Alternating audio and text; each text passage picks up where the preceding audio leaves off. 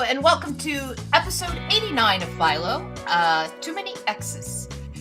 Last episode, we had all of the polyamorous chameleon exes of Armand show up. All of them, all at once. I don't know if they've seen him yet. We have, of course, my amazing better half, Robin Fisher, here with us today. And then a guest that I'm very happy to get.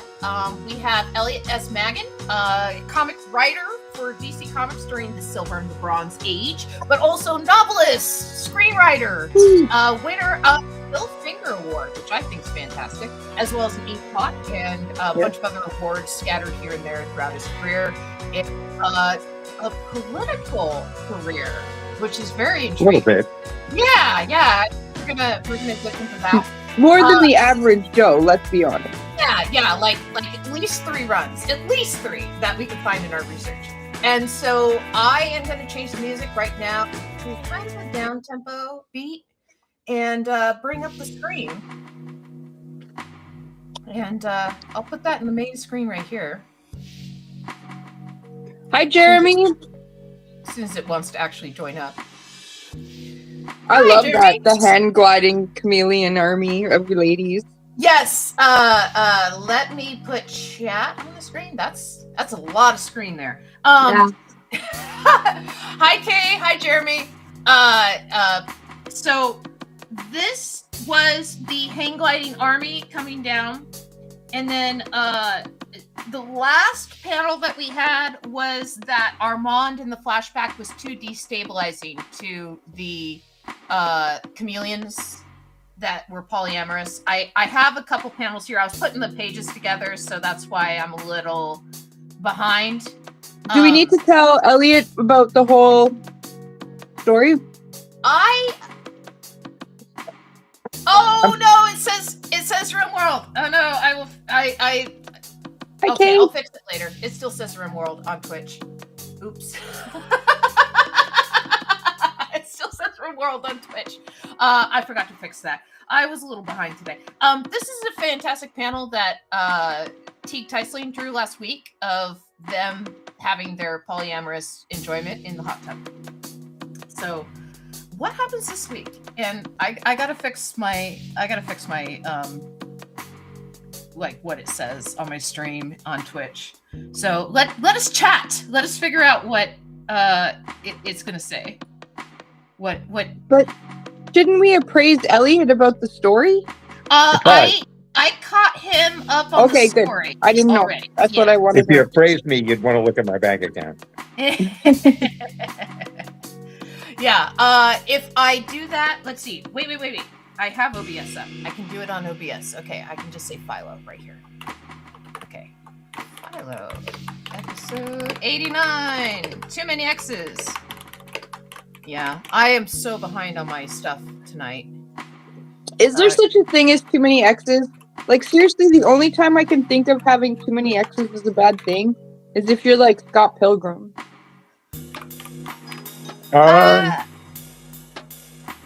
Yes, then you have to fight through them all. Exactly. I'm thinking Billy Pilgrim. Billy Ooh. Pilgrim? Oh, Vonnegut book. Never mind. Well, Scott Pilgrim is, comic from, what was it, late 90s? That was based in on Toronto. Video game kind of setup where he had to fight through the exes of his girlfriend, right? In order to gain her there was favor. like 7 of them. There was a movie too, right? Yeah, they made a movie of it. Yeah, okay. Yeah, in fact, it was the first movie Brie Larson was in. Really? Really? Yeah, she's one of the. She was either his Scott's ex-girlfriend. Yeah, she was Scott's ex-girlfriend because she was based on the band that she's in, and everything is based on a Toronto band called The Metric. So what that movie is a total like who's who of Toronto people, and it was written and illustrated by Brian Lee O'Malley, who's a Toronto kid. The first time I ever wanted to buy any kind of comic book page was because his first comic story was called Lost at Sea, and it was about a girl coming back from university and not really knowing what to do, but being on a road trip with these other people. and they started singing out one of my favorite Sloan songs, which is a Canadian Halifax band. And I was like, I wanted to buy that page so bad, and he wouldn't let me. I was so mad. So what happens? What are we still in the background? Or are we still in the flashback? Oh, hi, Magic Marmot. Hi, Magic Marmot. But what would happen in the flashback? Maybe describing Shy Hermit Crab. Does somebody rescue Armand? Because it looks like they're about to tear him apart. Well, that's just it. That's the flashback. Is he was destabilizing. So, do we show like how he got out of there? I think we should. Okay, so how does he out of get the out relationship? Of there? And again, this is a flashback, so I think we should have him thinking about it like it's in a word balloon or it's in a thought balloon. Okay. Right? Yeah. You know, where Armand, he rushed out of there. Armand rushed out of there as a captain. When you were in university, Elliot, did you ever imagine that technology could get to this point in art and comics? Oh, you know what? I'm disappointed. I It wanna, hasn't gone far enough. yeah. I mean, I'm looking for, Tobor the Great to flip pancakes on Sunday morning and flying cars and, Oh, we have flying cars. Hey, We have them we now. have I don't the have one. radio. We have the phones, the video phones from Dick Tracy that we all wanted. That happened, and nobody batted Yeah, an that did eye. happen. That did happen. Yeah. Matter of fact, it happened better because, you can like take pictures with them and Use them for a bank card. and check on your car in the middle of the night without having to get out of bed. Turn your car on to warm it up without having to get out of bed. Yep. In Canada, that's a thing. Yeah. Yeah. That's I don't very- warm up my car. Yeah, well, you My live in friend wanted to get that for Christmas, so she got it for Christmas. She took it into the shop to get it put in, and they were like, "You already have it." And she was like, "What?" Really? She was so upset. She's like, "No, all these years I didn't even know, but it's like Canada, right? You got the seat warmers. What else did you think you had?" Yeah. Yeah. So, what did So we're get drawing. What did get you interested in politics? Like, was Me? it just morality? Like, I gotta change something. Oh, what got me interested in politics? I was interested in politics before I was interested in anything else, I think. I used to work in congressional campaigns and things in high school, and my father took me to vote when he voted for Adlai Stevenson in 1956. And he said, in our family, we vote for Democrats. And he showed me his ballot. He put a big X over column B Mm-hmm. and voted for Stevenson and everybody else that wasn't Eisenhower. So I was interested in That's what it it was. from then on, I think. Even though everybody voted for Eisenhower, he built the freeway system. He wasn't a He did. terrible No, person. Adelaide No, Stevenson he was a good quite president. He popular was a good too. president. But he wasn't Stevenson. Yeah. Eisenhower's good, but I'm Canadian, but I've read Yeah. a lot and I know that name. I've heard a lot of people talk about that person. So I About know Eisenhower? that I know Eisenhower. I come from a military family. I know Eisenhower. But I'm just saying I've heard other people talk about Stevenson, so I know that he was popular at to a certain point. Yeah. So Yeah, he wasn't he was just JFK's nobody. ambassador to the UN. Sorry? He was JFK's ambassador to the UN, and he died Oh, cool. young. He's walking down a street in London. And he collapsed with a heart attack and died before he hit the ground, I think. How old was he? Huh? How old was he? In his 40s or 30s? 64. Oh, 64. Okay. So he's young by our standards now. He's young. Yeah, definitely young by my standards. No, that's young for my standards now too, because I'm 50. You're 50. Yeah. Gee, So I remember 50 let's vaguely. let's talk comics for a second. Okay. You asked me to bring up a very specific question. I'm curious why. Oh, Superman and Nixon and Kennedy. What is the history? well, I don't know what the history is altogether, but it was just a story that popped into my head. You said you wanted stories. Yeah. When I was 13, I bought a comic book, a Superman comic,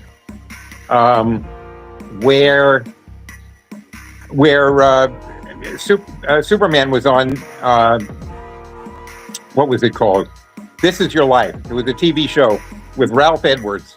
And they did a biography of some famous person, and they got Superman and all of his friends would come out from behind curtains and say hi and shake his hand, and they'd be very, it was an honor to be on This Is Your Life. But then Clark Kent comes out and shakes his hand. And Batman's standing there, and everybody else who doubles for Superman ever was standing there. And nobody could figure out who this was who came out to greet Superman and pretend to be Clark Kent. And then the last panel, he pulls off a mask, says, "This has all been a clever ruse." And it's President Kennedy under the mask. This is November 1963, the last week of November. It came out like a week before the president was killed. Wow. And you know who wrote it? Oh, gee, no. Could it have been Otto Binder? I don't know. It could have been Alfred Bester at that time. Yeah, Bester was 40s. Bester left in the 40s. Really? Yeah. He was doing Galaxy Magazine in the 50s then, wasn't he? He was doing Galaxy Magazine, and he was doing another magazine. He was an editor. Jeez. It was a travel magazine of some kind. He was an editor. I don't know which one it was, but I knew him.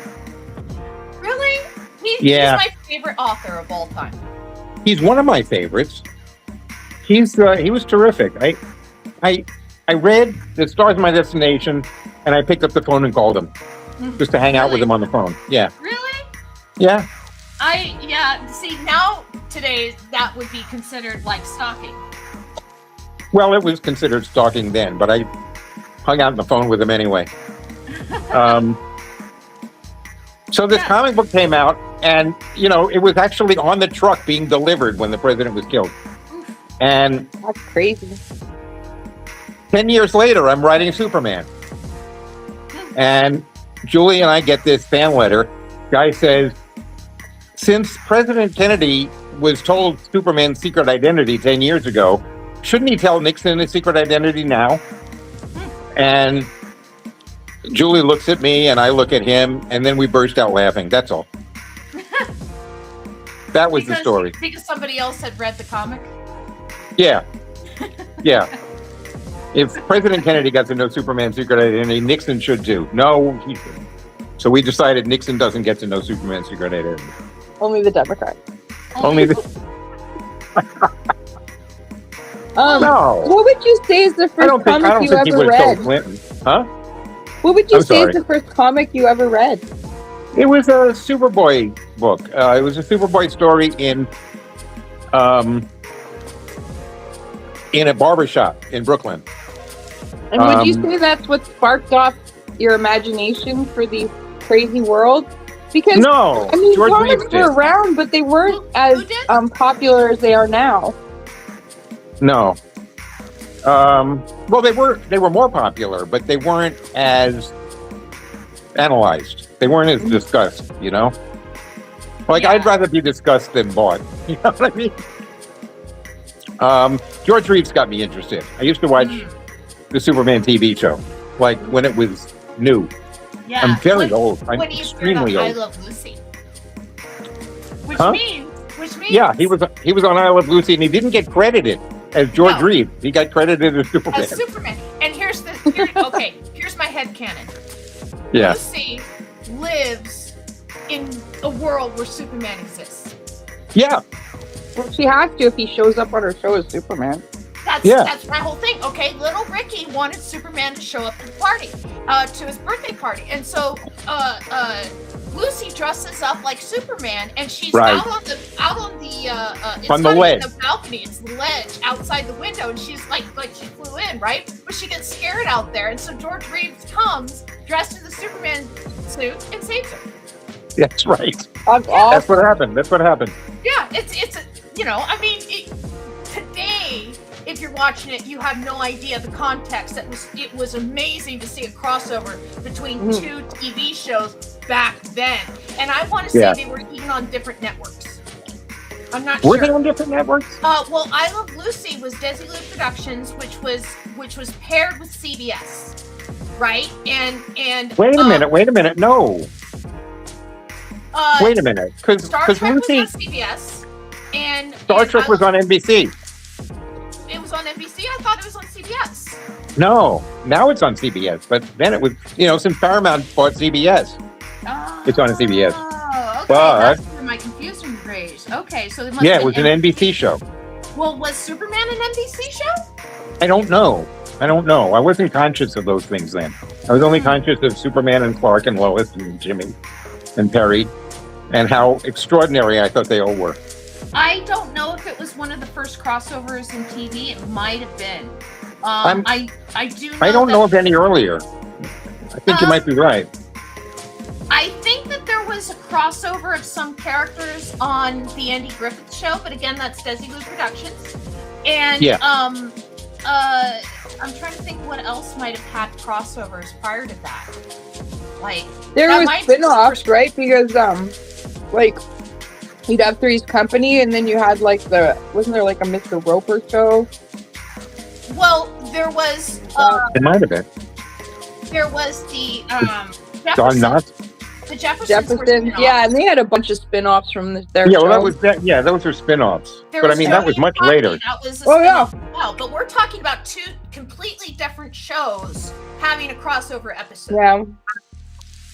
Right? I know variety shows did that all the time, where they'd have people from the other variety show on this variety show, and so-and-so is going to do a dance. Right, because they were all in the same building.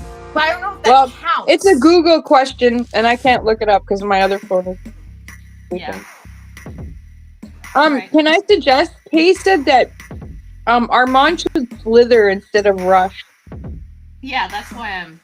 Okay, I can change it to slither down here. Armand's the octopus? Yes. Okay. An octopi are aliens. They're not. I'm convinced they're not native to Earth. I could agree with that, but you're supposed to. They're not called octopi when you do them in plural. It's like a moose. You just say octopus. Is it octopus? I've always been confused about that. I know about moose because we used to have them in the backyard. But octopus, I didn't know. Hey, Kay says there was a Green Acres Beverly Hillbillies crossover. Well, yeah, but that was the same. No, that would be after. That would be after, because definitely after I Was Lucy. Was in color. It was in the 60s. Mm-hmm. Yeah. Yeah. So, Had to be after 64, 65. I think I Love Lucy invented the TV crossover. She's responsible for so much. She's so cool. She invented a lot of stuff. The 3-camera setup for sitcoms. It invented the sitcom. It invented the live studio audience. It put television on film. Prior to that, they only filmed on Kinescope. That's right. I Love Lucy. Supported Star Trek. And supported Star Trek. Yeah, they wanted to invested in it. All the executives, the first season said we should cancel it. We don't have the viewers. And she's like, no, keep it around. I like it. She liked that, and she liked Twilight Zone. And she kept them around despite the fact they didn't have the viewership and they didn't have the advertising numbers as the other shows. Yeah. An ideal future. Let's see. Let me do a shading layer here. Yeah, I'm taking my time with this art today, kind of a little bit with the art. Octopus have copper-based physiologies as opposed to our carbon-based. It has what based? Copper. Their physiology is based on copper rather than carbon, which makes no sense to me because copper is from a totally different place in the periodic chart. So they have Vulcan blood. Well, it's not green. I gotta go plug in my phone because my... Oh, you're getting indicators? Yeah. Okay. We'll see you in a second. Right. No, I'm here. I'm not going anywhere. I'm just darkening. Okay. There we go. That's better. Yeah. Yeah, I know that their DNA it has like a quadruple helix. It's two double helixes linked together, and human DNA and a lot of DNA on the planet has a weak hydrogen molecule at the center of the DNA. That way it can split very easily for the RNA to come in and copy it, and then it rejoins again. But I forget the molecule that's in the center of octopus DNA. It's not hydrogen. It's a much stronger molecule, and I don't remember what it is. I don't know. But Me either. But they have a brain in each tentacle. Yeah. They have a brain stem, and they're all connected, and they're semi-independent. It's kind of weird. Well, also their tentacles all have different functions. Mm-hmm. Yeah.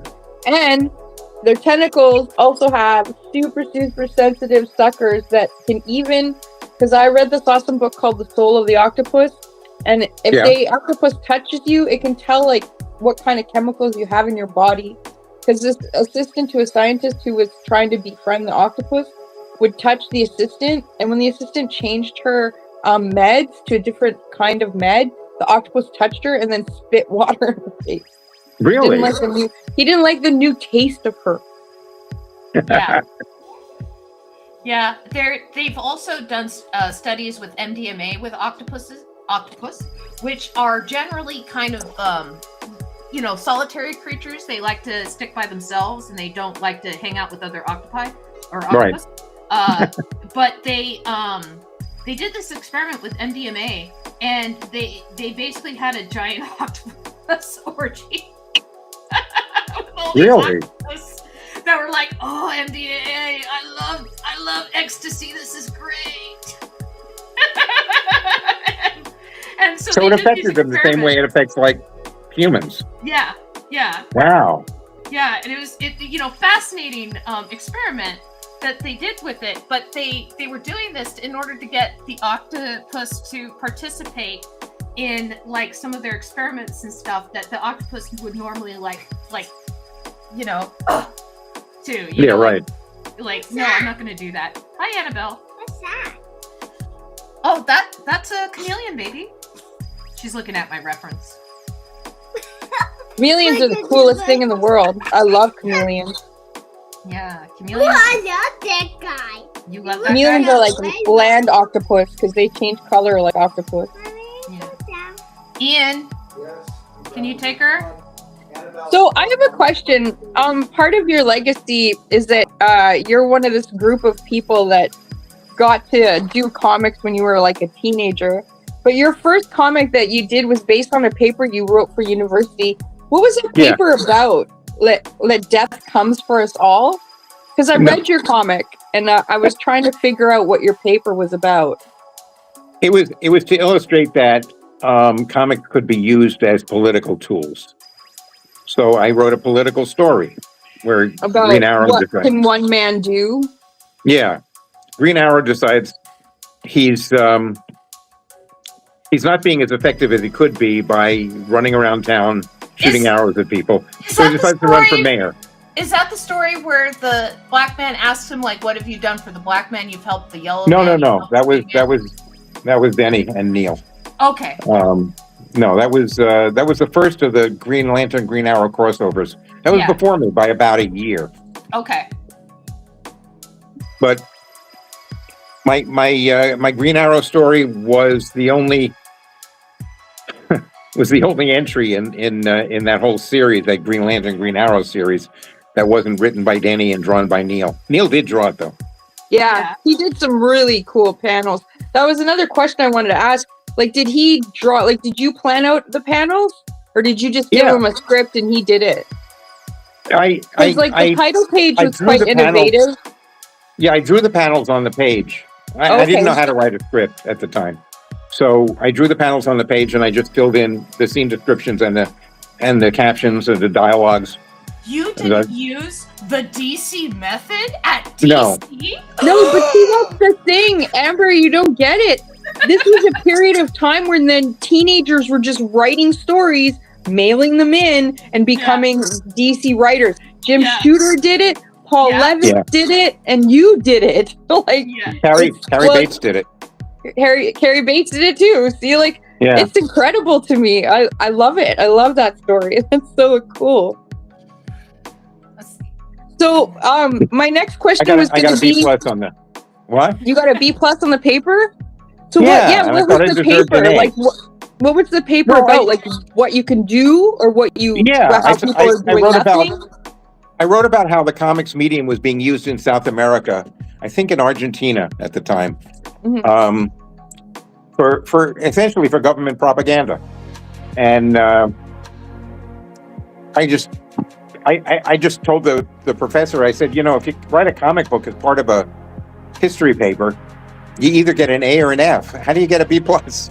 He said, well, I thought you were going to illustrate it too. I can't draw, so We have a He didn't question get it. if it's Neil Yes. Adams that you're talking Yes. about.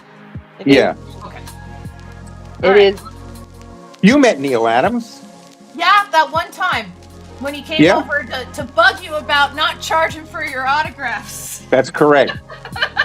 I met 'Cause Neil he was Adams charging, like, too. He was charging like $30 for an autograph, and he came Yeah. over to bother me. Autographs are free, all right? I mean, or at least they should be. Yeah. So I put a bucket on my table, a jar for Hero Initiative. So if Mhm. people just wanted an autograph, I told them to put money in the jar. Mhm. Yeah, Hero Initiative's pretty important. Yeah, they're good. So we have Um, our but- mom slithered Oh, sorry. out of there. What happens next? What happens? And I'll put it in past tense of slithered out of there. So Yeah. think about it. Oh wow, very I love cool. how flat he is. Yeah, you've That never cracks seen me. me up. You haven't seen me draw in a long time. No, Yeah, you haven't seen me draw since I was a teenager for Ken. you were what? Spot and blacks? Yeah, I was spotting blacks. I was spotting blacks and I'd occasionally draw a building or something, in the back of a Sonic comic. Yeah. I was doing assistant work. I would do the lines on the page for the lettering. Just stuff like that. Like just Right. like, hey, erase all the pencils off this page. Okay. Well, Ken is so meticulous that he Mhm. really needs an assistant. Yeah, and I learned so much about comics from him. And not to mention that, but he and Bernie have an amazing library. And that was one of my Oh, geez, yeah. that was one of my favorite things about going over to their house and watching their dogs when I did that as a teenager and stuff, is I would literally just sit in their house and read books, look at comics, watch movies, Yeah. and it was so cool to pet the dogs and I'm in deep lore of Irish folklore or something, whatever is on the shelf. Right. And it's just, yeah, he has an amazing library. And when they moved to LA, I know they got rid of a ton of books, but they still kept a lot. Well, yeah, but they went to a yard sale. Oh, geez, maybe 7 or 8 years ago, and it wasn't a yard sale. It was an estate sale. And at the end of the weekend, there were like 200 books that hadn't been sold. Yeah. So they bought them for $200 for the bunch Yeah, of for them. $1 a book. Yeah, Wow. some ridiculous. So now they got lots of books again. I know they hate that. Yeah. All right, so what happens after the flashback? Is he trying to hide? Do they land? Do they notice that he's there yet? What's going on with these chameleons? Well, he's in costume, so they probably don't notice him. He is dressed as a capybara right now. Mhm. And we don't know if the rest of the group knows they're his exes. Right now, we only I know really do. because as the audience, we know because we saw the flashback. I don't think they do. I think they're what the heck? So, And then what, the chameleon girls start dancing around everyone because they're Cirque du Soleil girls? would Armand be trying to hide from them? I feel like Armand should do that Homer Simpson thing where he just kind of like fades away into the bush, trying to get away. Trying to get away. Yeah. Okay, so Armand disappears into the bush. Okay, I can do that. It What could do be you like think, a fake hedge and spirit Halloween store. Well, I thought they were outside the store because they were doing a parade. Oh, now they're outside? Okay, so it's a Yeah. real hedge outside the store. Yeah, Armand tries to fade into the background. Like a chameleon. Like a chameleon. But ironically, he's an octopus. He can fade in the background. Yes. He can turn Like into the hedge. Oh man, they're so cool. They're such cool creatures. They can change the texture of their bodies, and they Yeah. Aliens. Clearly How- aliens. how their skin works is they have multiple. Don't they have like layers 3 of hearts skin. or something weird like that? No. Yeah, they have 3 hearts. Yeah, but they have multiple layers of skin, and each layer of skin has these little like color packets of like pigment, right? And so they'll have like a layer of blue and a layer of red and a layer of purple, right? And they have all these different layers of colors. And how they change the color and shape of their skin is by shrinking and growing these color packets, right? And so they can make themselves really bumpy by making the color packets really, really big on the surface. And the surface layers don't even have color in them. They just fill them with water, right? And that's how they give themselves like a lot of texture. But they change color and stuff, like they'll turn purple by like expanding the blue and expanding the red color packets and like shrinking the yellow and shrinking the orange ones and stuff. It's really So, cool. so are they limited? Are they limited as to how much they can change their color? I mean, like, do they use up pigment? I don't know. I don't think anyone has that answer. I don't know. It seems like something that needs to be studied. We'll have The to form a color commission. theory of octopus. So what I think I'm gonna do. Teague says he thinks they have 2 minds, an eye and a mouth brain and a skin brain. So what I'll do. Oh, yeah. What I'll do. That's way too thick. And Okay. also, hi Teague. Hi. Hi. Hi, Teague. Yeah, Teague was our guest last week. It's nice to see Teague hanging out with us and not treating us like So- I have a question. Many questions actually, but you spent a lot of time at DC, like a lot of time at DC. But at some Yeah. point, you went over to Marvel. Did you find that to be a culture shock, or did you find it the No. bullpens to be quite similar? No, the bullpens weren't similar. But the people were the same. I mean, it was, everybody was freelancing for everybody at that time. I was the only one that was, maybe I was the only one that was doing most of my work for a single editor. When I went over to Marvel, it was because I had a fight with Julie. What was the fight about?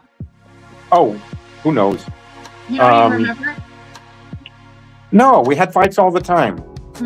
Every once in a while, they were enough so he wouldn't give me work for a few weeks. So, like, I called up Stan Lee's secretary, and I said, I want to have a meeting with him in his office, like a grown up, because we were grown ups then. So I told him I figured I wasn't going to work anymore for Julie at all. So I said I needed 4 books a month. He said, okay, you can have a Spider-Man story, 1. So he took me downstairs and introduced me to my friend who I go out to dinner with, Jerry Conway, and said, give Elliot a Spider-Man story. I hardly knew Stan, but I knew everybody else in the office really well. So, I would write a Spider-Man story and I'd make up with Julie, and they'd never see me again until the next time I had it blow out.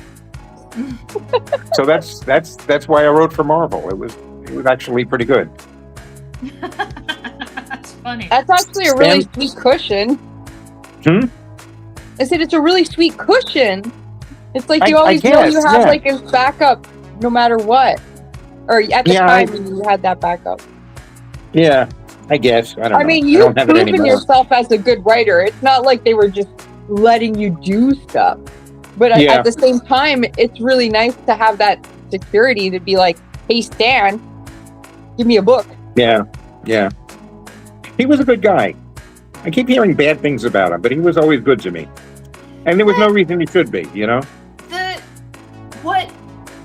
What gets me about him is the fact that he took credit for things that he didn't do. Okay. He didn't fully create Spider-Man himself, right? Correct. Steve Ditko, you know, had a lot to do with that. But for years and years and years, you asked Stan, and he was the only creator of Spider-Man.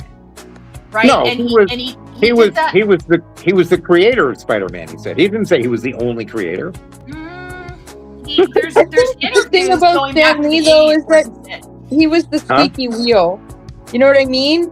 He was the figurehead of Marvel, and he was the shuckster, the hikester, the guy who was gonna, Excelsior, blah, you know, and Ditko was a freaking recluse. And I'm not saying that the credit was parceled out appropriately. I'm just saying Ditko didn't speak up for himself, so the mythology that Stan Lee wrote is what was believed for the longest of times. But you know who did stand up for themselves and still got screwed by Stan Lee? Jack Kirby. Yeah. Jack Kirby didn't let anyone kind of tell him what to do, right? One of my favorite stories of Jack Kirby is, and maybe you can confirm or deny this, right? Because I heard the story when I was in school from somebody who, you know, worked at Marvel, and they heard it from somebody, and they heard it from somebody. That back in the 70s, I want to say, it might have been the 60s, there was an annoying fan that really wanted to work for Marvel and would show up every day in the lobby with his portfolio, and he just didn't have the chops to do it. He you know, he was enthusiastic, but he probably, by today's standards, he probably would be diagnosed with like autism or something by how like dedicated he was to working for Marvel. But again, his artwork wasn't up to snuff, and they constantly had to gently let him down, but he didn't take no for an answer. And so every day he did get it looked at. He got it looked at multiple times, right? Okay. But it just wasn't what they needed, right? He showed up every day in the lobby for like 6 months straight, right? I need to talk to Stan. I need to talk to Stan. I need to talk to Stan. I need to talk to Stan. I need to talk to Stan. And one day, I guess Stan was so upset. He's like, what are we going to do about this guy? And Jack Kirby says, do you want me to get some towels? Some towels. Because Jack Kirby grew up in a poor Jewish neighborhood right next to the poor Italian neighborhood, where all the poor Italian kids became mobsters and owned the laundromats. And you gathered towels when a body showed up. And so he still knew the mobsters because he grew up with them. They were his friends, you know, from when he was a kid and stuff. But he's like, you want me to grab some towels? And for a second, no one knew what he was saying until they realized what he was really saying. Like, do you want me to get rid of this kid? Right? And Stan's like, no, we don't do that. Right? Like, no, we don't need to do that. Jack didn't do that either. I mean, you know. Yeah. But like I wouldn't believe that story. That's a story that I've heard. I've heard it from like he was a war hero. I don't think he would just casually try to want to get somebody killed, some kid. I thought you were going to tell me he went out and talked to him. No, he went out. To me, that sounds more like Jack Kirby. No, my favorite. I met Jack Kirby when I was 6 years old. I met him at San Diego Comic-Con. He was very old. But when I met him, I was there with my brother, and my brother totally ditched me. And so I'm walking Comic-Con by myself at 6 years old. And this guy just plowed through the aisle and knocked me down. And so I get up, and this, hand comes out of nowhere and says, no, we're going to find that guy, right? And we go and we find the guy, and it's, in the crowd's party, right? and Right. he goes behind the guy and say, "Hey, you knocked this girl down. You apologize. How you that's not the way you act. Blah blah blah blah." And the guy's like, "Oh, I'm so sorry. I'm so sorry. I'm so sorry." Right? And the guy leaves and says, "Hey, you like comics?" I'm like, "Yeah, I love comics. Who's your favorite character? Spider-Man. Oh, I'll draw you Spider-Man." Draws me Spider-Man. Right? It's Jack Kirby. Yeah. Right? I didn't realize it till years later when I was like 11 or 12 when I found that drawing later and I read Jack Kirby. I went, "Oh my gosh, I met Jack Kirby." Right? I didn't realize it at 6 who I meant. Right? Did you keep the drawing? I haven't been able to find it in years. I think my mom got rid of it, not realizing what it was. I don't know that Jack ever drew Spider-Man. I mean, a Spider-Man. No, he never drew Spider-Man. Like, he never drew the comic book, but I wonder if he ever drew a picture of Spider-Man.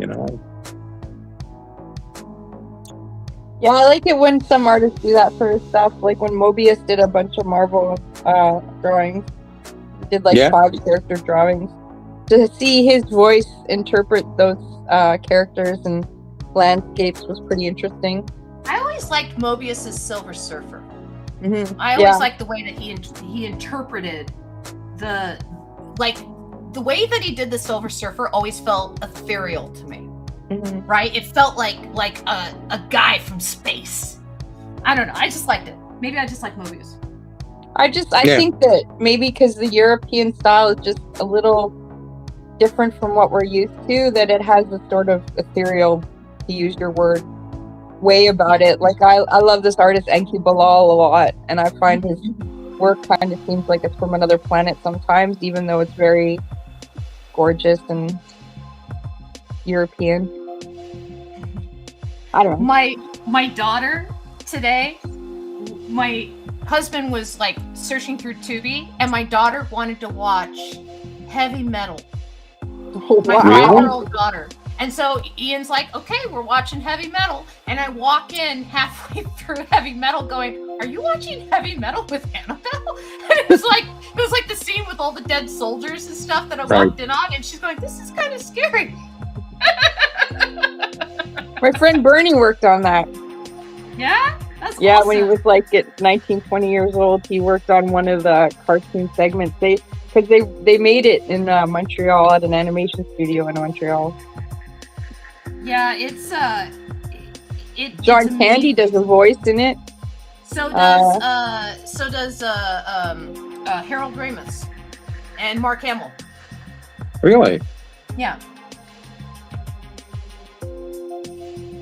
Jeremy says he forgot to share that yesterday was the premiere of the Owl House reanimated project that he animated for back in 2022. Oh. They've done a reanimated Owl House? I'm so confused. Really? Let's see, I'm trying to get this so it looks a little bit more like. So you have a long history with Jeff Loeb, and I find it really interesting because you're like a Superman guy. Like you've written Superman for many years. You've even written novels of Superman. Yeah, I haven't seen Jeff in a long time. Yeah. Yeah. But no, it's not a question about Jeff currently, but for me, like Superman for me has never been one of my favorite characters. So a lot of the Superman comics that I love are the ones that are a little different. And he and Tim Sale did a really great Superman series called Superman for All Seasons.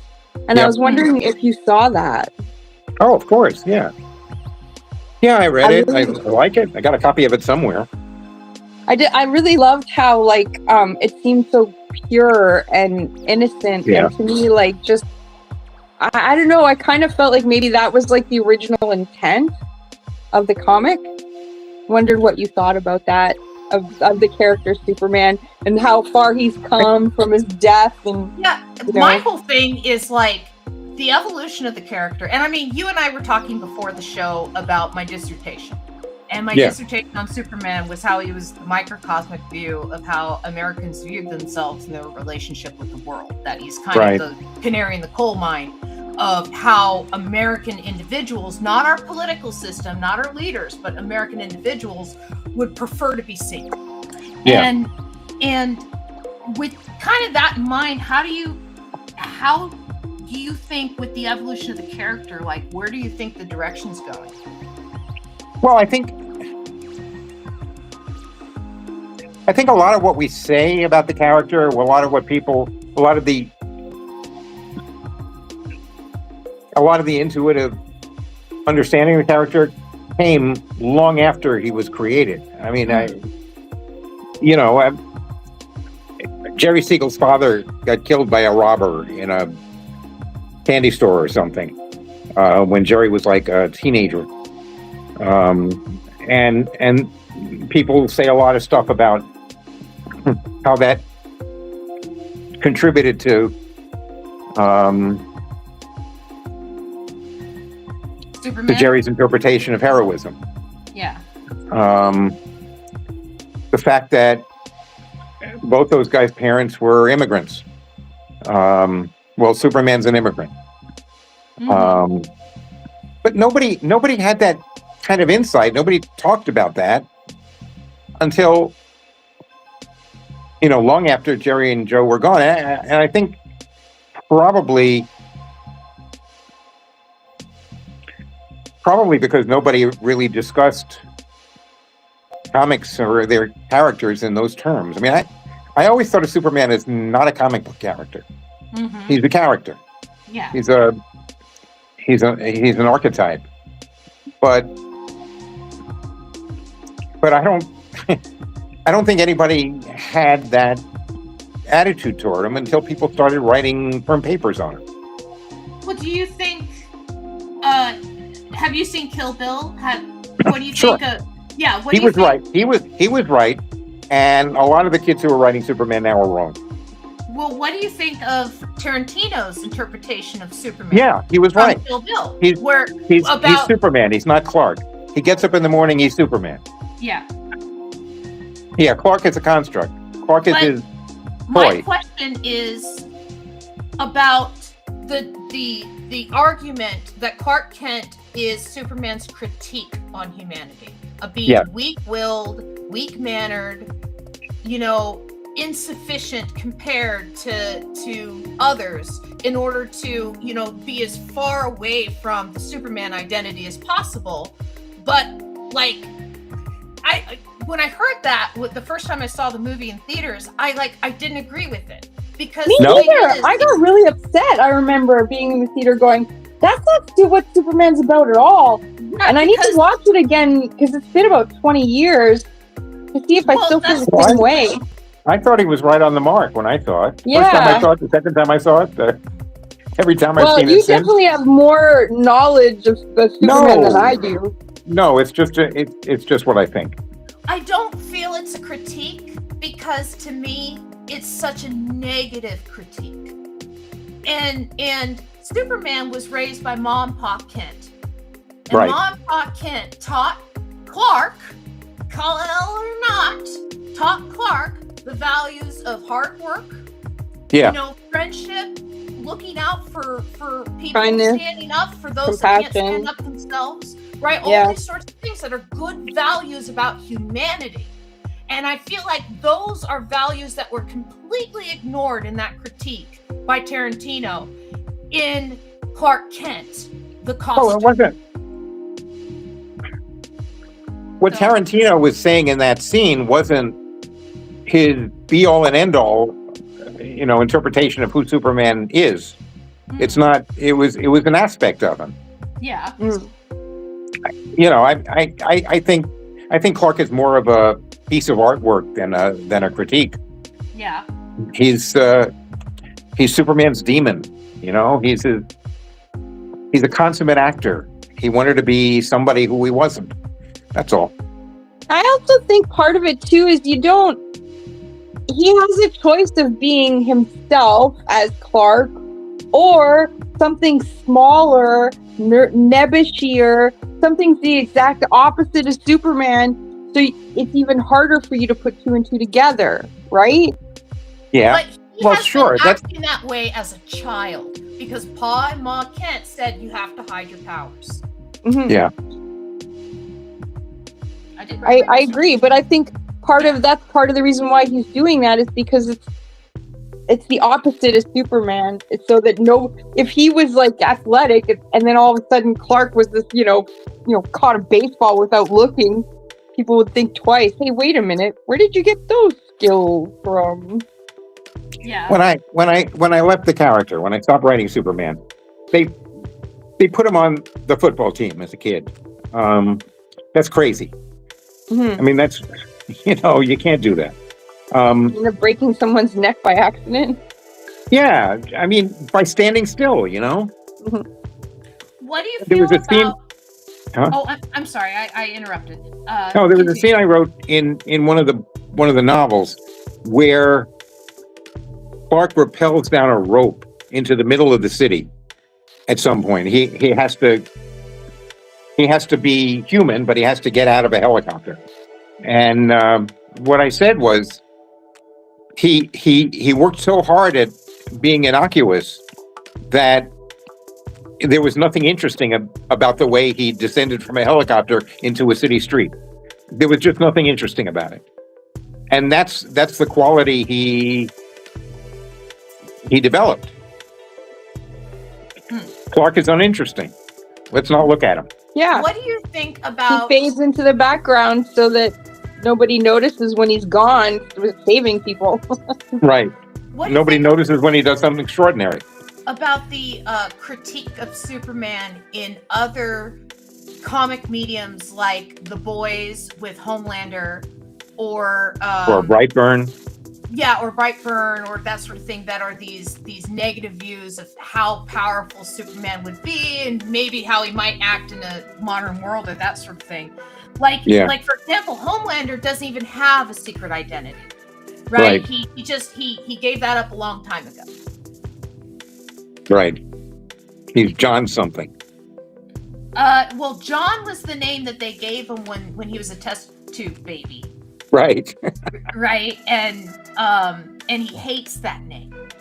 Right. Because it humanizes him.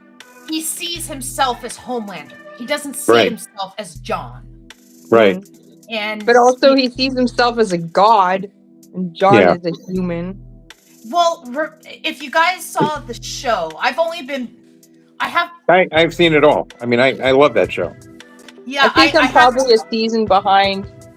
I'm reading the book.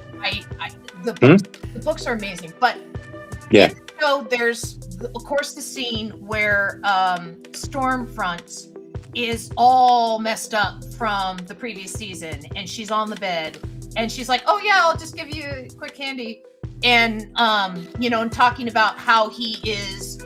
The pure master race, right? And he sees himself as even above her because he's got more powerful superpowers than she does, right? He's like, whatever, brush shot, whatever, right? And it breaks her heart until she chews off her tongue and swallows it and dies. Right. Yeah. So, I should probably do a black for the background here. And I there's a lot of stuff I didn't do with the character that I wanted to. Like what things? Well, I wanted to develop the relationship with Lex a lot. They knew each other as kids briefly, and when Lex had hair. Huh? When Lex had hair. Yeah, when Lex had hair. When he lost his hair. When he had thick, luxurious locks of hair. Right. and it was my point of view that he didn't have hair anywhere. Hi, Grey Ghost. Because of the way he lost it. But that was a castration metaphor. And what I came up with, I wrote this LexCorp book. That's out online now. But what I said was the real reason he hates Superman is because Lex is the most brilliant man in the world. He's Da Vinci for our time, and by all accounts, he would be the dominant figure in any field he pursued. So he just had the bad luck of being born into a generation that had a Superman. So since Superman could do anything he wants better than Lex, what Lex had to figure out how to do was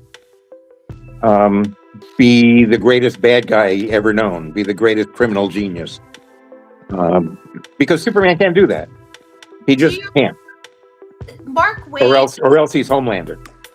Mark Waid's interpretation of J. Jonah Jameson in Marvels, Yeah. where it was like jealousy deep underneath of Spider-Man, right? Kind of like J. Yeah. Jonah Jameson really wanted those powers. That's kind of how I always interpreted Lex. Is deep Yeah. underneath it's jealousy. Why can't I be that powerful? How come this guy's that powerful? How come I can't be that powerful? I think Lex is more concerned with being acclaimed than powerful. I think he's got the resources to be as powerful as he wants. What? I don't remember how old it was. It was before all this drama that's been happening in the last 10 years. Where Brian Azzarello wrote a Superman comic. I think it was called Hope. I have it. Lex is pissed at Superman in that one because he's an alien. He's not human, and he's not gonna. In the long run, he's gonna betray us one way or another because we're not his people. I don't think Lex believes that. I think he would say it, but I don't believe it. Like in this movie. Of the latest Superman movie taking the crypto. Yeah, the Villamites origin story of you need to prep this planet for our conquering. What do you think about that little twist in Superman's origin? I don't know. I didn't like it when I heard it, but he was raised by the Kents. He wasn't raised by Jor-El and Lara. I think that by literally stealing Invincible's plot and saying, "Oh no, this is Superman's plot now," is I think trying to take some of the wind out of Invincible's sails, because Invincible is asking a lot of really good questions about what if there was a Superman, right? What would his intentions be? So is the boys. They're asking the same questions. But they're answering them in different ways. Yeah. And I think that James Gunn, when they made that decision to take the Villamite plot device and make it Superman's, it's art imitating art. Imitating art. You know what I mean? It's it's also two very different writers. Yeah. Invincible is Robert Kirkman, who's an American boy from the 90s, American through and through. And The Boys is an Irish guy from the 80s, obsessed with America.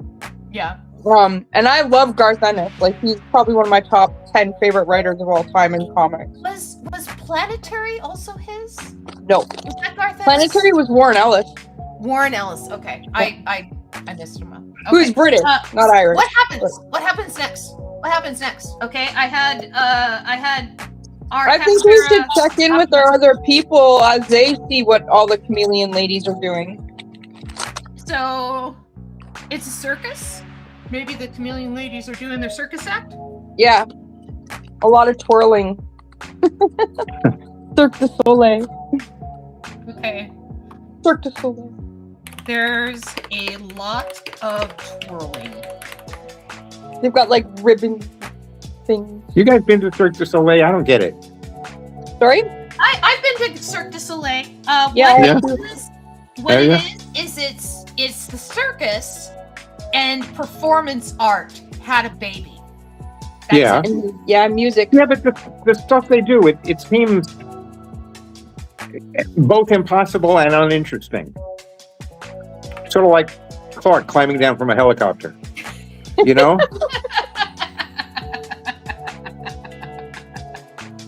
I mean,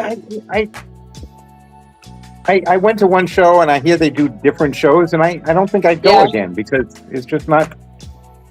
Okay, it's supposed to be what they We call can in hang French here from our a toenail spectac. and our kidneys It's a over here. Huh?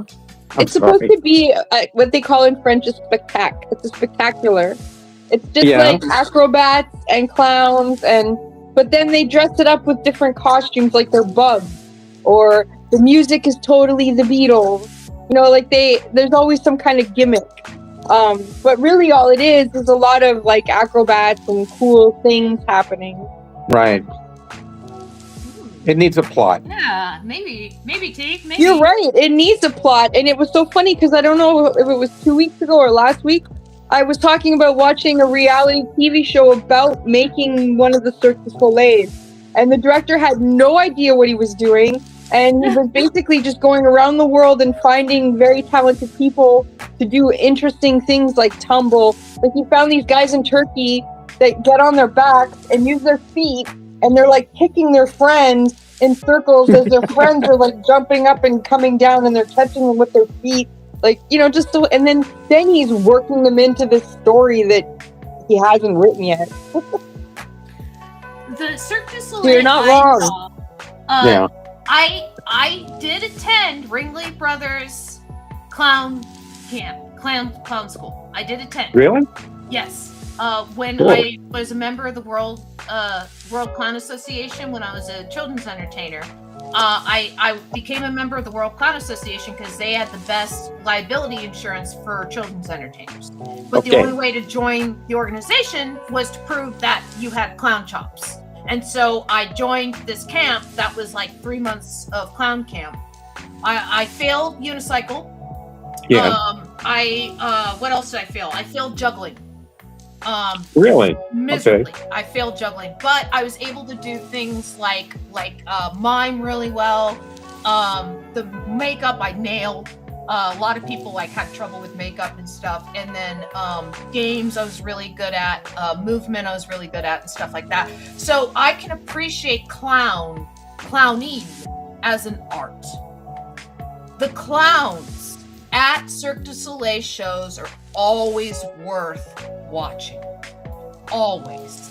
Because what they do is they're doing the entertainment while they're setting up for the next acrobatic act. Right? Yeah. And they get real fucking clowns from all over the world that know what they're doing to do these amazing performances. And I saw a clown dance with a jacket on a ladder. Yeah. And have this romantic dance with this jacket until the jacket lost all life in it because he had one arm in the jacket, right? And that was him dancing with it, and then it was on the ladder to kind of hold it upright and stuff. And then the jacket just became a jacket, and it broke the entire audience's heart. Really? Right? Yeah, like the clowning in Cirque du Soleil shows, top notch, right? The acrobatics, it's acrobatics, right? You can see that on TV, but the clowning, that is a lost art that they are keeping alive. So, Cool. So I will say that the clowning is worth it for Cirque du Soleil show. Okay. Yeah, one of my most favorite magic tricks I've ever seen was a clown. It was a silent clown act, and what he did is he was blowing bubbles, just blowing bubbles, right? And then in his hand, palmed in his hand, he had a clear glass marble, and then he focused on one of the bubbles, and he produced it, and he caught the bubble. And it's such a simple sleight of hand, but it was like perfect, right? Yeah. And I mean, it's something that I've tried to emulate multiple times in front of the mirror to see if I could get the timing right and just the way that he did it, because even though I know sleight of hand magic, I never saw it coming when he had his hand coming and approaching and about ready to grab that bubble. I never saw the palm, right? Really? I was just so into it. I was into it with him. It was just, clowning is one of those things that you never really appreciate until you try and sit down to like learn it. And then you're like, then you appreciate who has learned it. Like Robin Williams, if you know that he had to do mime work at Juilliard, you see it in all of his work. Yeah. Right? Yeah. And there's some very famous photos taken of him before he was ever famous, of him as a mime in Central Park, miming when he was still Really? at Juilliard. Yeah, I didn't know he did that. Yeah, let me see if I can find them. Ian's mime photo, Central Park. Yeah, they're in black and white, and it's a very famous photographer who went on later on to do very famous stuff. But this, these are photos of Robin Williams. Here, let me center it. I can kind of see. But yeah, these are photos of Robin Williams when he was very young. This is before he was famous, doing miming in Central Park. And I don't know who the other gentleman is. It was just another one of his cohorts. A classmate, yeah. Yeah, but you can see here's the rainbow suspenders, right? He's got his face painted. This is before he did stand up. And so yeah, this is when he was just a student there. There he is much older doing mime work, but these ones are interesting because the photographer was just taking pictures of mimes in the park. And then, Mork and Mindy happened, and Popeye happened, and all these things happened, and Robin Williams became famous, and he was going through photos later on, and he went, wait a second, I took pictures of Robin Williams before he was famous. And then he went through all of his negatives, and he published all those pictures and put them in this collection. Now you can find them online. Cool. Yeah, but yeah, he's probably about 19 years old in these photos. Okay. But I digress. So he's an undergraduate. Yeah. So I digress. That's when he was hanging out with Chris Reeve. Yeah, that is when he was. They were buddies. With Reeves. Yeah, because they were both With in the same Superman. Faces class together. The Faces class it started out with masks, right? And Yeah. you would have different masks, and by the end of the class, no masks. You had to create the mask with your face. Really? And it was all about taking away the props and the crutches and stuff until you yourself become the prop or the crutch in acting, right? And so learning how to contort your face, learning how the different muscles of the face work, like things like clenching your jaw, right, will always make you look angry. Right, so if you're not a method actor and you're on stage and you want to look angry, you clench your jaw. Right, and that's one of the things that he learned in that Faces class. Many Juilliard classes are available for free online. I have taken many of them. I've also taken many Harvard classes for free. Yeah, well, you can get a great education on your computer. It's terrific. Yeah, Harvard has offered many of its classes for free. I've taken their comedy writing courses and stuff like that, and it's interesting because we're talking about how comics are analyzed now, right? Comedy is the same way. It used to be that people would just write a joke and they just go, oh yeah, that's the punchline, oh that's this, that's that, oh yeah, slapstick, right? But now they go, in the nature of slapstick, there's this moment and this moment and this moment. You have to have the setup, and you have this, and the shot of the reaction shot while you're hearing the action of someone falling down the stairs was created by Sam Laurel in order to save money, and because they didn't have a stuntman that day. It's like all this stuff, and it's like, who knows this? Well, if you break down life, I mean anything, if you break down a joke, it's 3 acts. Every joke is 3 acts. Yeah. There's a decision, a conflict, a resolution, a subject, predicate, object. Everything's a triad. Yeah. The difference between a joke and a story, though, is that a joke sets up expectation and takes you in a different direction than that expectation, and that's the punchline. Hold on. At least according to Harvard. I'm sorry, what'd you say? According to Harvard. Wait. Oh, I lost you. No. Somehow I got Are you muted. still there? Oh no. I hear him. Hold I on. hear you, but I think we got muted on his side. I think. Can you hear us? Yeah. Okay. I Excellent. couldn't. I had a call coming in. I couldn't hear you. That's okay. According to Harvard, a joke is different than a story because a story sets up expectation and then Right. meets that expectation and then has a resolution for the most part. Sometimes it ends Right. at the climax. Okay. But a joke sets up expectation and then goes in a different direction than expectation, and that's the punchline. Well, isn't that just a different story? But it becomes funny because the expectation is set up, right? Why did the chicken cross the road? Right.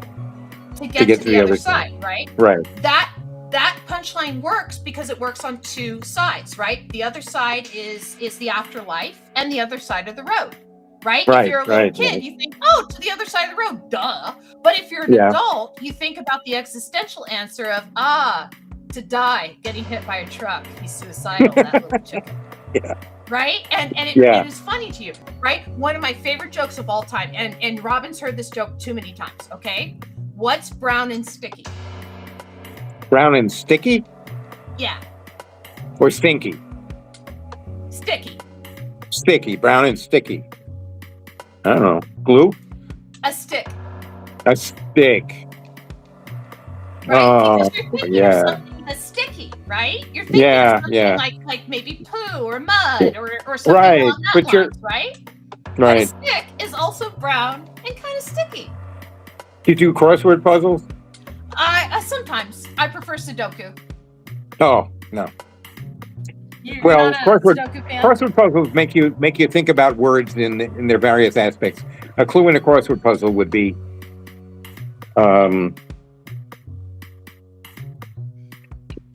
would be set up to look like a verb and really be a noun, something like that. Mm. Like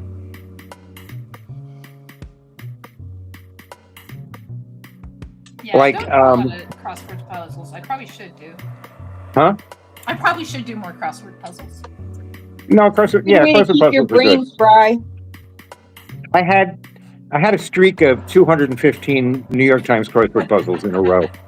I'm Jeremy trying to has break a good that. joke Huh? Jeremy has a good joke in the comments. He says, "Why did the frog cross the road? He didn't." That's a good one. Yeah. You want to hear my current favorite joke? Yeah, absolutely. Okay. 3 logicians walk into a bar. The bartender says to the first logician, "Do you guys all want a beer?" The first logician says, "I don't know." He asks the second logician, "Do you guys all want a beer?" The second logician says, "I don't know." He asks the third logician, "Do you guys all want a beer?" And the third logician says, "Yes." That's all. I get that joke because I understand logic. Yeah, yeah. But the reason I like it is because you have to explain it. It's not funny. In most cases, most people don't get it.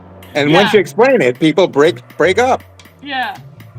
Yeah, the on the Daily Show last week, Jon Stewart did a ways and means joke, or he did something about like a finance joke or something about the Federal Trades Commission, and apologized about it ahead of time.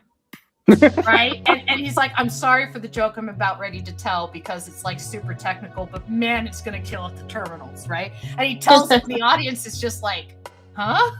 Right? But me, I'm cracking up because I actually understood it. See, that's the kind of joke I like. I like that kind of joke. Do you ever watch riff tracks? No. Those guys are super intelligent, and they have jokes like that all the time, where they sneak in these little jokes where you just have to have like a broad range of knowledge of things to Right. get the joke. Mystery Science Theater 3000 is the same way. One of the things they do on Mystery Science Theater 3000 is an invention exchange, right? So one of the inventions that they created was suppositories, right? Which is a suppository that you take up, so then that way, you know, you learn the story. It's like reading the story, but you're not. It's a suppository, right? And Right. so Patton Oswalt is like, "I'm currently going through Ethan Frome, the sled crash."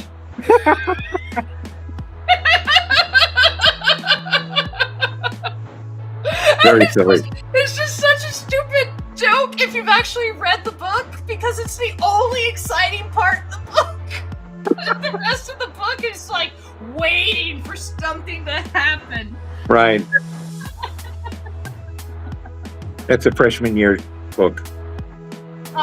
Yeah, I read it for the first time probably about 5 years ago. I never Really? read it before. Yeah, Ian read it before, and he had a copy of it, and I was like, oh, I've never read this before, and he's like, it's an 18th century's woman's interpretation of why a man would commit adultery, and that was his take on it. Okay. Of a woman going into a man's head of why he would commit adultery in the 1800s. And Xena, you're supposed to hate Xena in that book. Right. She's like supposed to be like the worst person in the world, and is yeah. It's a book. It's a book like that. Moby Dick. Have you actually read Moby Dick? Yeah, it's beautiful language, but it's so hateful. It's an awful book. It's an evil book. And I just read it like maybe 5 years ago. I was supposed to read it in high school. I was supposed to read it in college twice. Yeah. I was supposed to teach it. I begged off. And then finally I read it 5 years ago, and I don't like Melville. I just don't like him. He's a bad guy. Like I said, it's a very hateful book. Yeah, it doesn't just like awful. women. It doesn't like men. It doesn't like animals. It doesn't like the animals. It doesn't like, it hates the sea. It hates the sea. It sees the sea as something to be conquered. Yeah. Right. And I hate that interpretation of where it's like there's one thing where he's on the shore, and the fishermen are looking out to the ocean, and they decide that today's not a day to fish, right? Because the ocean is telling them today's not a day to fish. And Melville's like you don't listen to the ocean. You decide when today's a day to fish, right? And so he goes out there, in order to prove them wrong or whatever. And I think that's actually the day that Moby Dick takes his shows up. Yeah, and but the thing is like that whole thing of the fishermen are going, no, today's not a day to fish. Like the weather's not right. The ocean's telling us no, it's too choppy out there, right? And his hubris is that I can conquer the ocean alone. Yeah. And I think the reason why you're supposed to hate Ahab in that book is he's an unreliable narrator, right? You're seeing things from his perspective of that hate, right? The fact that when he sees the whale again, the white whale again, if his heart was a cannon, he would shoot his, or what was it? If his chest was a cannon, he'd shoot his heart upon it, right? Like he hates the whale that much, right? But the thing is, and I think Melville was trying to capture that visceral hate and try and explain it to somebody, right? So that by the end of the book, you have this bad taste in your mouth, and you don't ever want to be like a person like that. No. I think it's supposed to be like that. Really? That's when Melville wrote it, he sent a copy to Nathaniel Hawthorne, who was a superstar at the time. Yeah. And he said, I've written an evil book. I want you to tell me what you think of it. And Hawthorne agreed. Yeah, it's evil. Yeah. I don't know if you should publish this thing. Hawthorne also wrote The Scarlet Letter. Yeah. And The Scarlet Letter is pretty evil in its own right. Yeah. Oh, geez, yeah.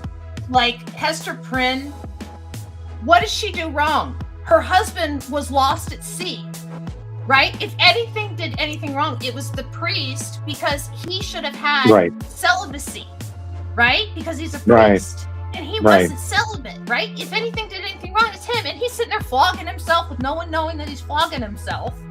And meanwhile, she's wearing this big She's going around with a sign on herself. It's like, fine. If I'm ostracized, if I'm shunned from this community, then I'm going to do fantastic lace work and force them to need me. I'm getting another one. Oh.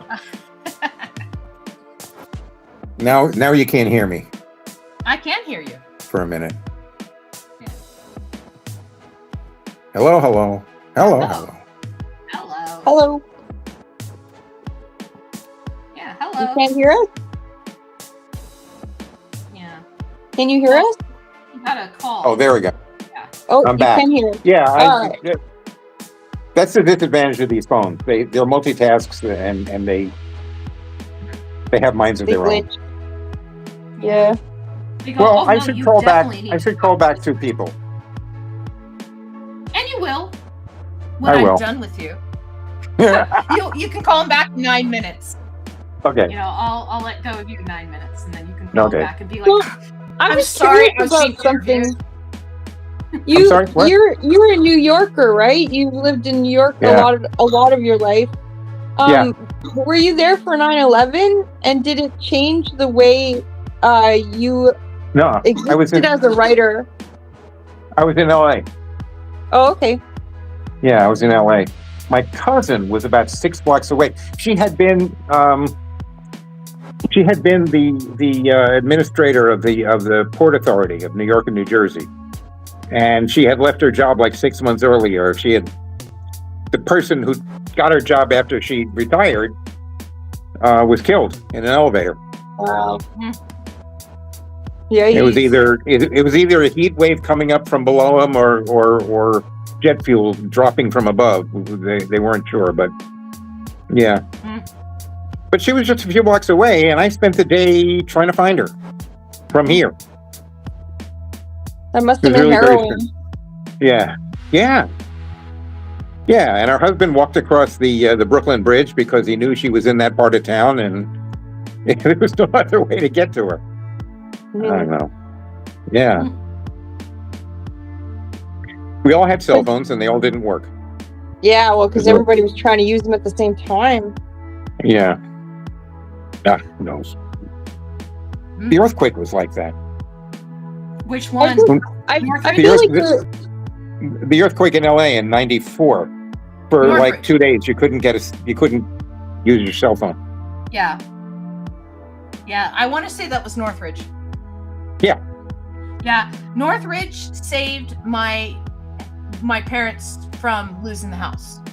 Really? They were pretty tight, and my dad got one job before Northridge of retrofitting this old lady's house to the new standards to the foundation. And she had guys up This and is down after the street. Yeah, this guys up and down the street saying, "Oh no, he's taking advantage of you. You don't need to retrofit that. You know, your house is too old for that anyway." And blah blah blah. And then, like a week after my dad finished, the earthquake happened, and the street in Northridge. It happened in Northridge. The street that my dad worked on, every house slid off of its foundation except for the house my dad retrofitted. Good for He him. worked that entire street for like 3 years. You know, of putting the houses back on Here their comes foundation, another call. and then retrofitting it, putting the house back on its foundation and retrofitting it, because everybody wanted my dad's number from that old lady, because hers was the only house that didn't need any you know, like put back on the foundation in that neighborhood. Yeah. So yeah. That's another call I have to answer. You're a popular guy. Well, I got people who worry about me. Why? Because you're not answering? Yeah. they're like, oh no, Oh no, he's not answering the phone. he's not answering Yeah, I his had phone. my daughter-in-law showed up on the way home from work one day just to check that I was alive. It was weird. She's a nurse. She worries about these things. it's nice to have someone to worry about you. Yeah, They want it's their good. cats to be eating your face for 3 days before someone paid attention. You remember the name of that girl in England who had the TV on, died, and she had all of her bills on auto pay, so they didn't find her for 3 years? Oh, 3 jeez, really? years? Yeah, they found her maybe I about guess 2 all her years ago. savings were gone. Well, she worked a job, and she had some benefits from the government because she had some kind of chronic illness, and she worked this job that was like not an isolating job, but it was like data entry or something. She didn't talk a lot with her coworkers. She didn't really have many friends or anything. Yeah. Didn't talk a lot with her parents or anything like that. And she just went home one day and I think she had a stroke, but she was watching the TV and the TV was on for 3 years. Oh, and no one checked on her. No one called her, nothing for 3 years. And what finally had them discover her body is the fact that her account emptied.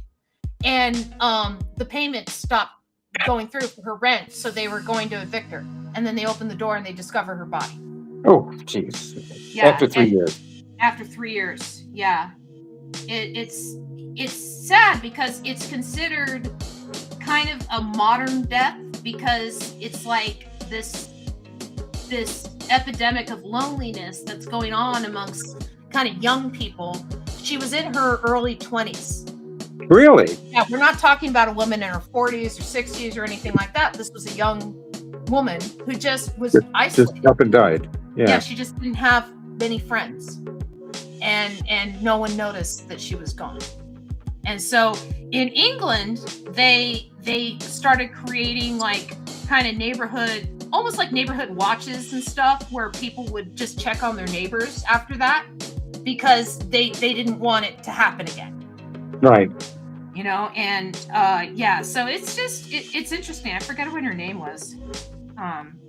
It's sad that that's all she's going to be remembered for, though. Yeah. But, that's too bad. That's really awful. Yeah, it's it's considered it's one of those like semi-famous deaths of like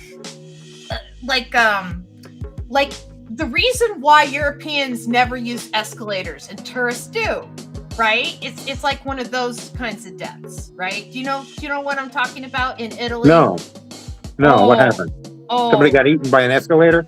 Oh, a lot of people got eaten by an escalator. Really? Oh yeah. Yeah. A specific escalator or all escalators? No, a specific escalator. Oh, okay. In Italy, a bunch of people were on an escalator going down, and the escalator, because of the amount of weight of the people on the escalator just super fast went. Oh, thank you, micromastophobia. It just went super fast, and it like sucked all of these people into the bottom escalator zone. And so like if you ever go to Europe, only the tourists take escalators. Since this happened like in the 70s. This happened this happened a long time ago, and it's just become a cultural thing. Like you'll see Americans take escalators, you'll see people from Dubai, people from Egypt, people from Japan and China. You'll see all the tourists take escalators, but you will not see the Italians, the French, the Germans. You won't see them take escalators in their own country because of this. Despite the fact that escalators have been redesigned and it's been many years since and they're much safer now. Like it's just one of those stigmas where they're just like, only tourists take escalators. And so they take the stairs. So if you go to Europe and you don't want to be seen as a tourist, take the stairs. Oh well. Yeah. So I have technically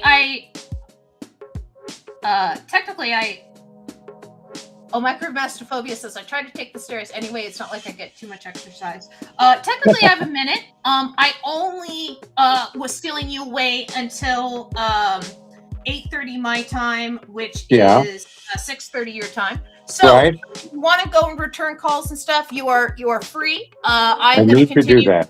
Yeah, I'm going to finish continuing drawing this panel. Well, I think you should. And pretty cool looking. I appreciate having you on the show. Oh, you're welcome. Thank you. Thank you too. Yeah. I'll have to have you on the show again. Thank you for joining us. It was really interesting talking to you. I look forward to hearing more stories in the future. Okay. Yeah. You're on. I'll see you later. Yeah. Bye-bye. Have a good evening. Bye, Elliot. Bye-bye. Okay. And you can just click up in the corner or close the window, and that will free you. Close the window and I'll do it? Okay. Yep. Close the window and that will free you. I'm going to head off to bed too. It's 9:30 my time. And then it will be all my show. Oh, thank you, Jeremy. It was nice talking to you, Jeremy. Good night, Kay. Good night, Micromastophobia. Good night, Grey Ghost. Who else is there? Good night, Teague. Yeah, Magic Marmot's there. Kay was there tonight. We had Teague show up. Thank you, Teague. And then Teague says goodnight, Elliot. 1930 Denver time, says Micromastophobia. And then Jeremy says, I can't wait to see the next episode. Oh, next week we have Gary Clare joining us. Gary Clare is an artist with Threshold Entertainment that made Mortal Kombat, the movie. And I've known Gary for like 25 years. He started with Keen Space with me. And he's an amazing artist. I tried to have him on the show before, but we had some technical difficulties. But I'm looking forward to having him next week. And so let me close Elliot, because I think Elliot's gone. Because he froze up on us. Yeah, let me close him up. Yeah, he's gone. Right. Okay. I'm going to go to bed. All right. I'm almost done with this panel anyway. I just got to It looks really in. cool. I'm getting there. I'm trying to draw tumbling. I'm trying to draw, like, I'll just draw a tail up here so it implies that there's more of them. I like to sing it. I like to sing, dance, singer. Good night, Teague. Good night, Jeremy. All right, I'm out of here. All right, I will see you Have next a good week. weekend, guys. Bye, Robin. Sleep well. All right, and then it's just me. It's just me and chat. Come on, chat. Let's have you guys up on the screen. Whoever's there. Whoever's still there. I had a couple of you guys leave me. But that's okay. I still love you. I know it's late, and I'm going overtime. But that's okay. Yeah, Elliot's a cool guy. First time I ever met him was when I was assisting for Ken Penders on the Sonic the Hedgehog books. And Elliot and Ken and Larry Houston, who worked on, like the X-Men animated TV show and so many other things. But X-Men definitely. Elliot told me that like once a week they get together and watch movies. And like, I want to be a fly on the wall for those meetings. I've not been a fly on the wall for those meetings. I have. I will admit that I have shared a bottle of wine with Elliot and Ken and his wife Bernie before, and that's been wonderful. Elliot has fantastic taste in wine. I am not a wine person, so the fact that he picks wines that I can drink without having like the sulfates in my stomach, like acting all weird and stuff. Like the man knows his wine. But yeah, he has an excellent palate for wine. So yeah, we're just gonna finish this here. We'll have lots of tumbling. We have Armand. He disappeared on us. And then I'll just have these guys kind of at all these weird angles.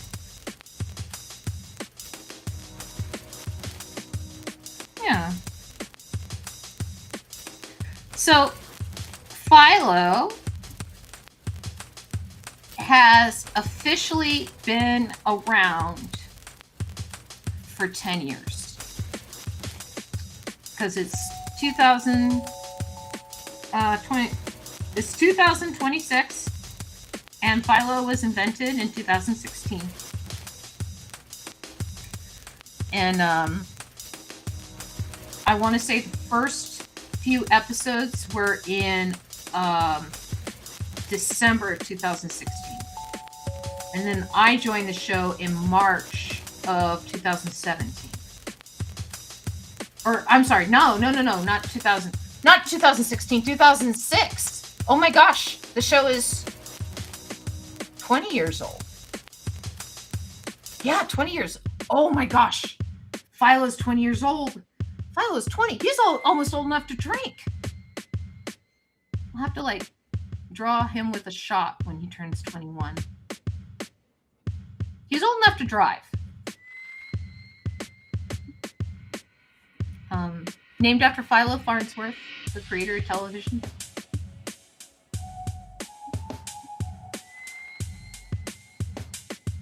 Yeah, I'm almost done with this one. I got the dog over here wearing his outfit.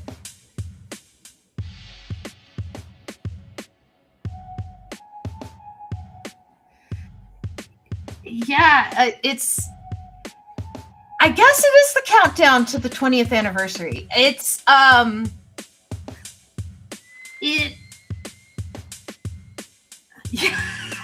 yeah, old enough to be charged as an adult. Yeah, I guess it's definitely the countdown to it. But the first time I ever saw Philo, when I was living in Minneapolis,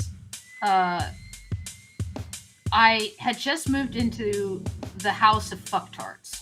And I know I'm using harsh language there, but there's a reason why I refer to that house like that. They never paid rent. They never paid their portion of the bills. I ended up in huge debt just to make sure that like gas was covered and electricity was covered and stuff. And I ended up in huge debt because of that. Anyway, I just moved into that house. This is before I realized what a problem it was. I had just broken up with my boyfriend at the time, Ryan. More accurately, he had just broken up with me.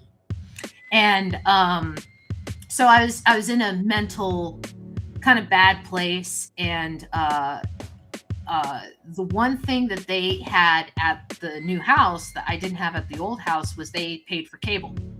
And so I had a TV. I set it up in my room and plugged into the cable and was just channel surfing just to see what was on TV. And I remember seeing the show where it was just like this drawing show with a phone number and thinking, this is like one of the coolest things I've ever seen, that is like this drawing show. And I didn't realize it was live the first time I saw it. I thought it was just like previously recorded. And then when I saw it again the following week, I called in and I was like, oh my gosh, this is the coolest show I've ever seen. I too am an artist. I'm going to MCAT. I would love to be on this show. This is amazing, right? And Hamill looked up my website and liked my art and invited me as a guest artist on the show. And I ended up doing the show almost every single week for 3 years.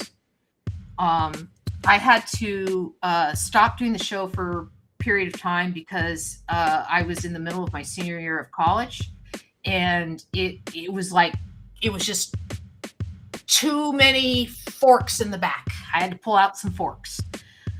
Too much to concentrate on. And Philo wasn't paying me. It wasn't contributing to my schoolwork, and I needed to cut some stuff. And so Philo was one of the things that I was just like, I can't do this right now. I'm sorry. And so that's when Kay ended up drawing on the show. And Carolyn drew on the show, which was Hamill's girlfriend at the time. And she was an amazing artist. I don't know what happened to her. They didn't have a very good breakup. And she wants nothing more to do with Philo. I wasn't able to reach out to her or anything. But she that's what she told Hamill. And I pretty much believe what he said. But yeah, she wanted nothing more to do with it, and it's because of its association with him.